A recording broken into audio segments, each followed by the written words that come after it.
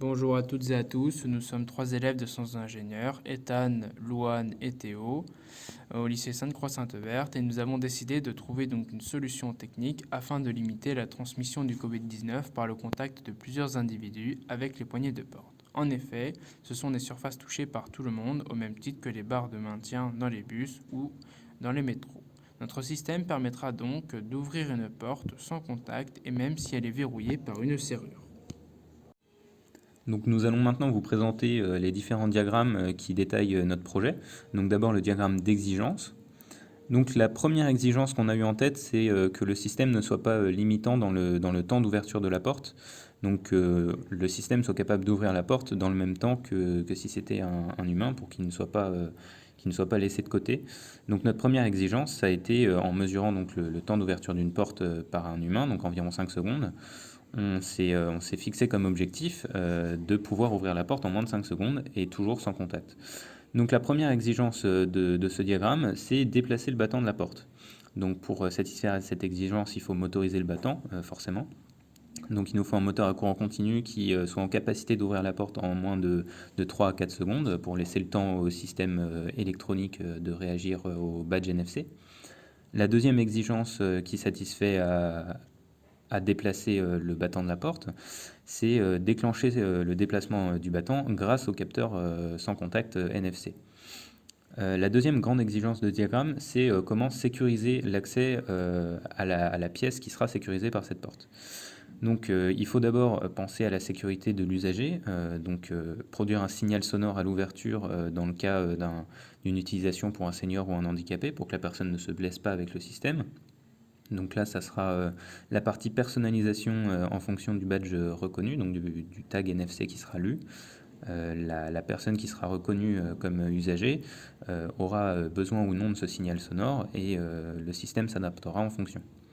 La deuxième exigence pour sécuriser l'accès, ça va être un système de verrouillage qui soit solide, donc qu'aucun dommage ne puisse être infligé à la porte ou au chambranle, et surtout que le système de verrouillage soit complètement solide, que les vis soient dissimulées pour qu'ils ne puissent pas être démontés, et que le système de verrouillage soit intégré à la serrure, donc qu'on remplace la plaque qui couvre la poignée et la serrure, afin de fixer le moteur solidement.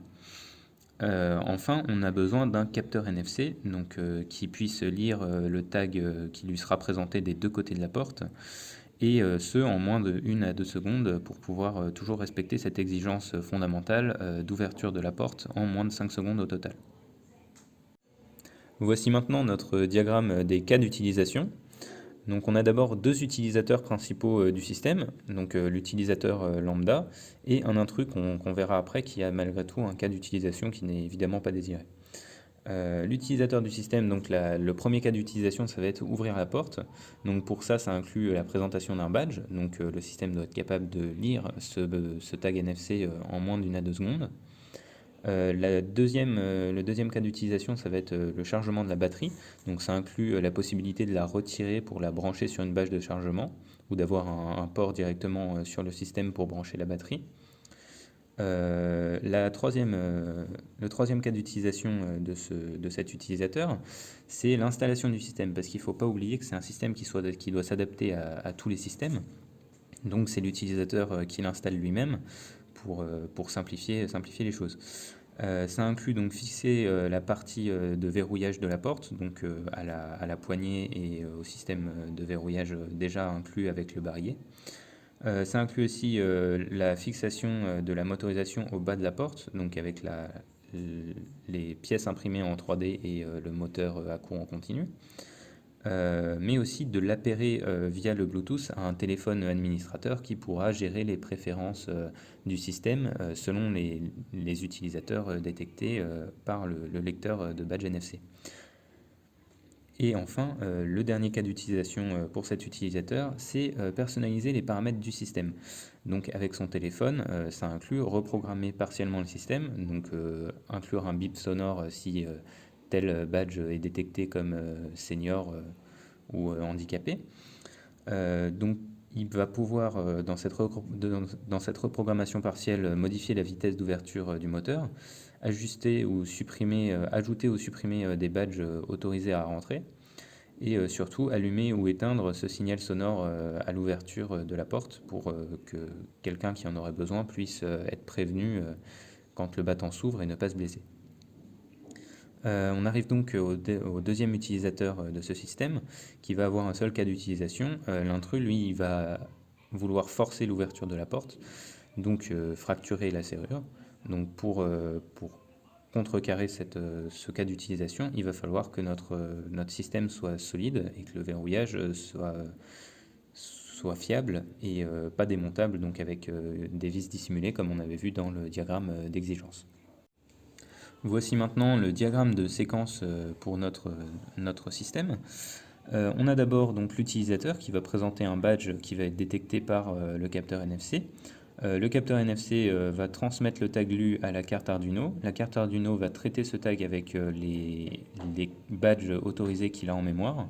Il va renvoyer un signal vers, donc ce sera à côté du capteur NFC, une LED pour signaler à l'utilisateur qu'il est autorisé ou non à rentrer.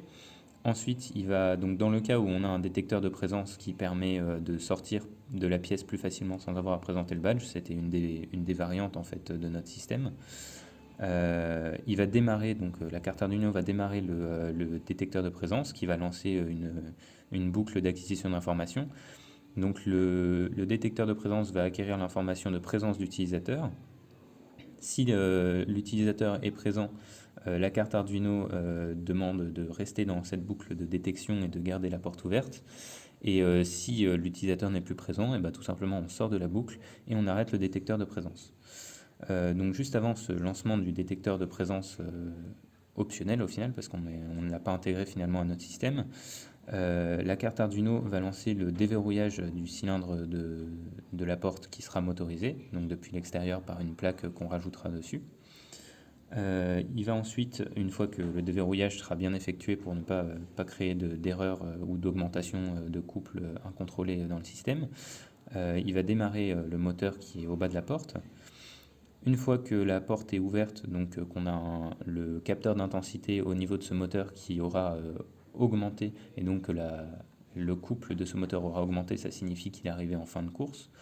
Donc la carte Arduino a cette information, elle va arrêter le moteur, et ensuite, une fois que le capteur de présence, donc qui au final a été enlevé, donc maintenant le temps que l'utilisateur aura défini se sera écoulé, la carte Arduino va demander au moteur d'inverser son sens de rotation à l'aide du shield moteur qui inclut notamment un pont en H pour ce genre d'utilisation. Et une fois que ce même capteur d'intensité qui mesure donc le couple du moteur aura indiqué que le moteur de la porte est arrivé en fin de course, donc que la porte est bien fermée, la carte Arduino tout simplement arrêtera le moteur et reverrouillera le cylindre de porte, toujours avec un capteur d'intensité pour trouver la fin de course du moteur de verrouillage de la porte. Et pour finir, nous vous présentons notre diagramme de bloc interne que nous avons décidé de réaliser à l'aide d'images des différents composants pour que ce soit plus compréhensible. On a d'abord donc le badge NFC sur la gauche du diagramme qui va être présenté devant le module NFC. Ce module NFC qui va donner l'information du tag lu à la carte Arduino, qui va le traiter en fonction selon le diagramme de séquence précédemment étudié. La batterie de 500 mAh, elle, alimente cette carte Arduino. Au préalable, elle passe par le capteur d'intensité qui va mesurer la batterie restante et donner aussi cette information à la carte Arduino. On a un autre capteur d'intensité au niveau du motoréducteur de la serrure qui va permettre de trouver la fin de course de verrouillage et de déverrouillage. Ce moteur, il est connecté à un shield moteur pour inclure un pont en H et tout ce qu'il faut pour contrôler le moteur tant dans sa vitesse de rotation que dans son sens de rotation. Ce shield moteur, il sera aussi connecté à un deuxième moteur qui est le motoréducteur de la porte, donc qui sera situé au bas de la porte, qui a aussi son capteur d'intensité, toujours pour les mêmes raisons de trouver la fin de course de la porte cette fois. La carte Arduino, elle alimentera aussi une LED qui servira à indiquer à l'utilisateur s'il est autorisé à rentrer ou non, ainsi qu'un haut-parleur qui pourra produire un son au besoin si jamais l'utilisateur est handicapé ou senior. Pour finir, on a le module Bluetooth qui sera un HC06 qui permettra la communication avec le téléphone administrateur qui peut personnaliser les fonctionnalités du système, notamment l'émission du signal sonore, la vitesse de rotation des moteurs, donc la vitesse d'ouverture de la porte, mais aussi le temps d'attente avant la fermeture de celle-ci.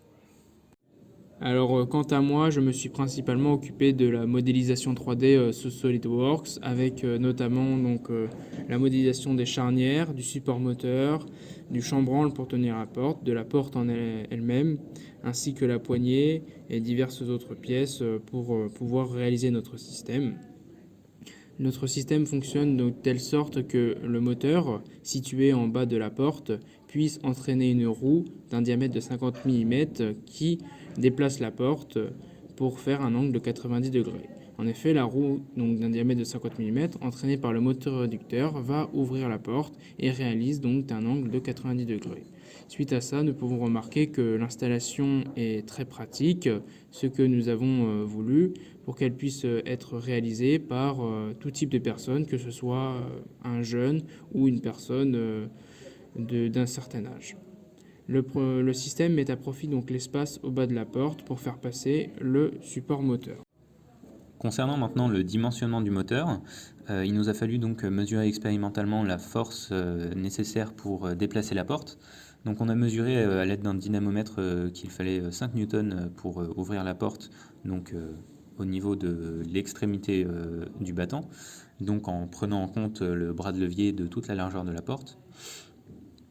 Donc cette force égale à 5 newtons, ça veut dire qu'il faut qu'elle soit produite au niveau de la roue. Donc on a calculé en fonction le couple au centre de la roue, donc en sortie du moteur réducteur. Il suffisait juste de multiplier ces 5 newtons par les 25 mm de rayon de la roue.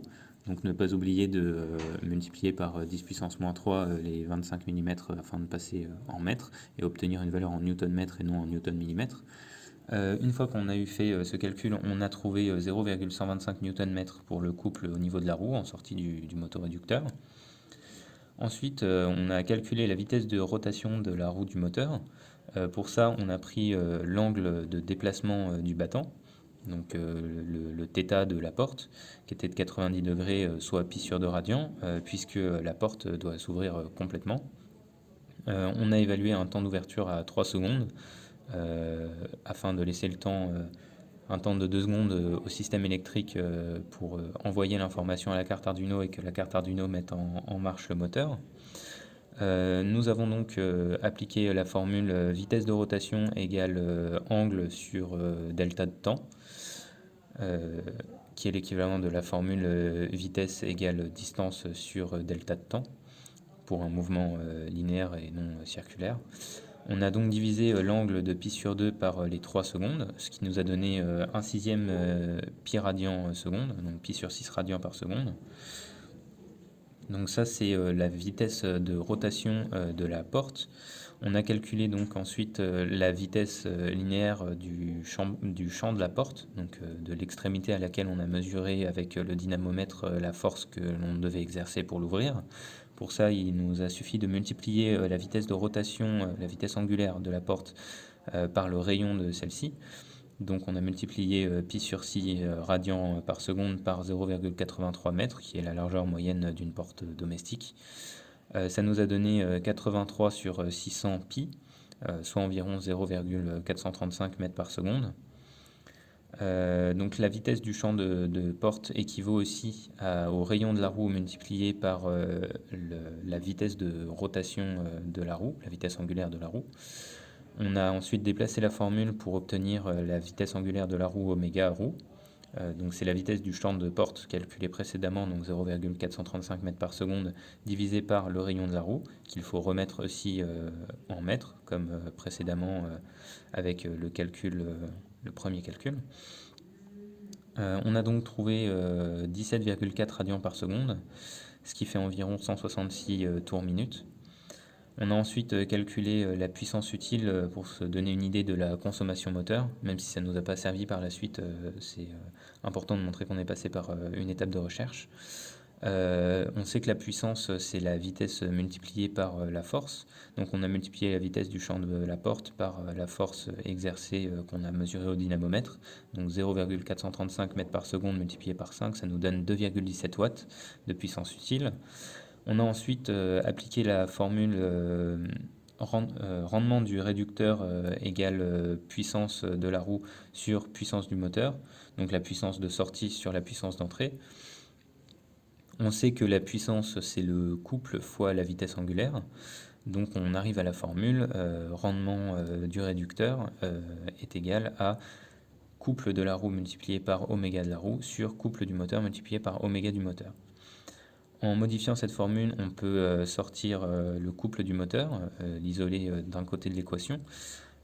Ça nous donne donc le couple du moteur égal au couple de la roue divisé par le rendement du réducteur multiplié par la vitesse de rotation, la vitesse angulaire du moteur, divisé par la vitesse angulaire de la roue. Cette formule, on a calculé ensuite en prenant les valeurs donc, du constructeur du moteur qu'on avait choisi.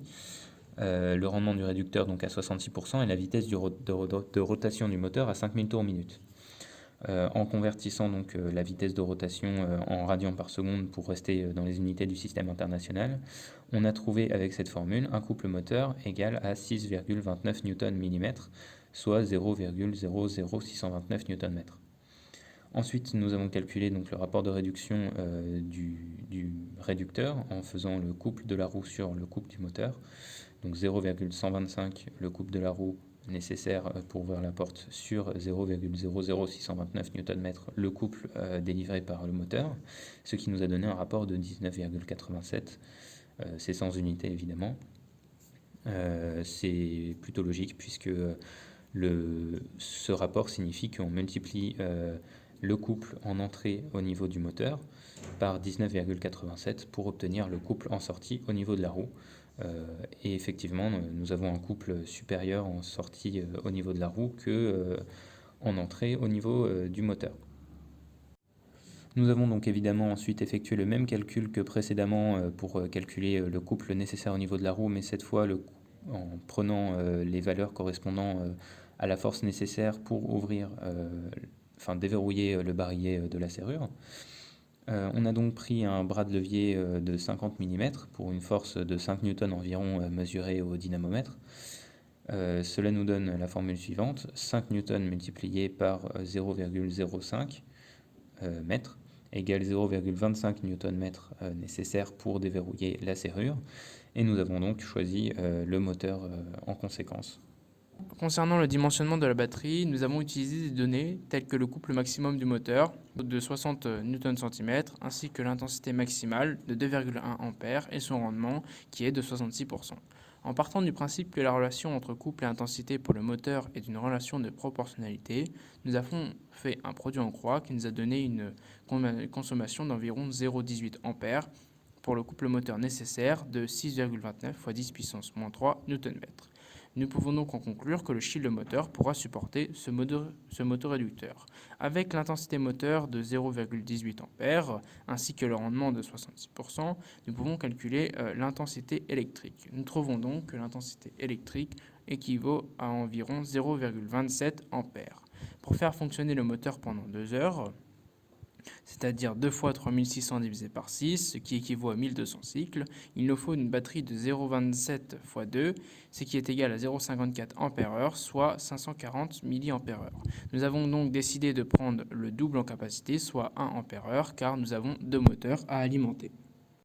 Concernant le câblage de notre système, nous avons donc utilisé différents composants tels qu'une Arduino Mega, un capteur NFC, un modem Bluetooth ainsi qu'un shield moteur. Nous avons aussi donc utilisé des résistances pour protéger les composants tels que la LED ou encore le haut-parleur. Le modem Bluetooth ainsi que le shield moteur sont connectés en série à la Arduino Mega.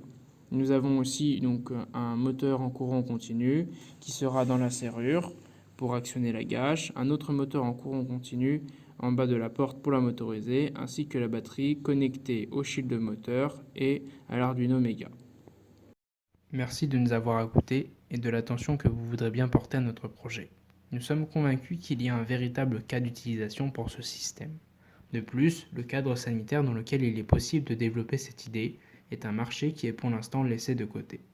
Il s'agit d'une véritable opportunité à saisir pour pallier le risque lié à la pandémie du Covid-19.